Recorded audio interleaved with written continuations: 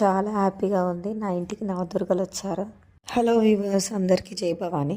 ఇది మా ఇంట్లో కుమారి పూజ మినీ వ్లాగ్. మా ఇంట్లో కుమారి పూజ చేయడం సెకండ్ టైమే నా ఇంటి మహాలక్ష్మితో స్టార్ట్ చేయాల్సి వచ్చింది. దానికి చాలా హ్యాపీ. యాక్చువల్గా మినిమం ఒక 5 మెంబర్స్ ఉంటే చాలు అనుకున్నాం, కానీ ఇక్కడ 4 అయ్యారు. ఫస్ట్ అది కూడా నా పాపతో. బయట వాళ్ళతో 5 అయితే బాగుంటుంది అనుకున్నాం. చుట్టూ ఎంతమంది పిల్లలు ఉన్నా మనకు అందుబాటులో ఉండడం కష్టం కదా కొన్నిసార్లు. వస్తారులే. ఫస్ట్ అయితే 4 మెంబర్స్కి అయితే స్టార్ట్ చేసాం. ఫస్ట్ కుంకుమ గంధం పెట్టేసి అందరికీ పసుపు పూసాను. తర్వాత పారాన్ని పెట్టాను. ఇక్కడ ఈ అమ్మాయికి పెడుతుంటే ఒకసారి చూడండి నా సంతోషం.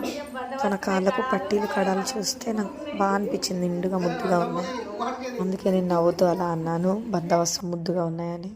గాజులు వేశాను అండ్ ఒక్కొక్క పువ్వు పెట్టాను తలలో వాళ్ళకి. ఇప్పుడు నా ఇంట్లో ఎప్పుడు తిరిగే మహాలక్ష్మికి పారాన్ని పెడుతున్నాను. ఫస్ట్ వాళ్ళ డాడీ వద్దన్నాడు, పారాని ఇన్ఫెక్షన్ ఏమో అని వద్దన్నాడు. కానీ ఫస్ట్ టైం వాయినం ఇస్తున్నాం కదా, ఇక పెట్టేద్దామని మాడపడుచు భవాని పెట్టేసే అని చెప్పింది.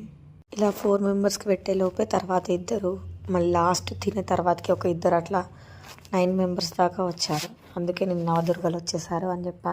చిన్నపిల్లలు కదా, ఒక్క దగ్గర ఎక్కువసేపు కూర్చోలేరు. అందుకోసమే పారాని ఫాస్ట్గా పెట్టేశాను. ఫాస్ట్గా రెడీ చేసి ఫుడ్ వడ్డించేసాం.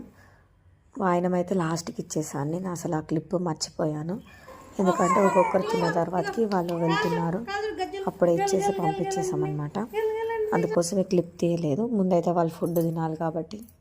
ఈరోజు గ్రీన్ శారీ కదా, 5th డే, కానీ నేను మార్నింగ్ కూడా గ్రీన్ శారీ కట్టుకున్నాను. కానీ ఫొటోస్ తీసుకోవడానికి అసలు టైం కుదరలేదు అనమాట. పాపకి కొంచెం జలుబు చేసింది. హాస్పిటల్కి వెళ్ళి డైరెక్ట్ ఇక్కడికి వచ్చేసి ఇక్కడ ఇదంతా చేసాము. హడావిడిగా ఉండే. సో ఫోటో నేను పెడతాను, లాస్ట్లో ఉంటే యాడ్ చేస్తాను. సో ఇది కూడా గ్రీన్ ఉంది కాబట్టి ఇది కూడా కట్టేసుకున్నా. ఈ శారీ ఎలా ఉందో కామెంట్ చేయండి. ఇది నా పెళ్ళైన కొత్తల శారీ. ఆల్మోస్ట్ అన్ని పెళ్లి కొత్తలు అవి.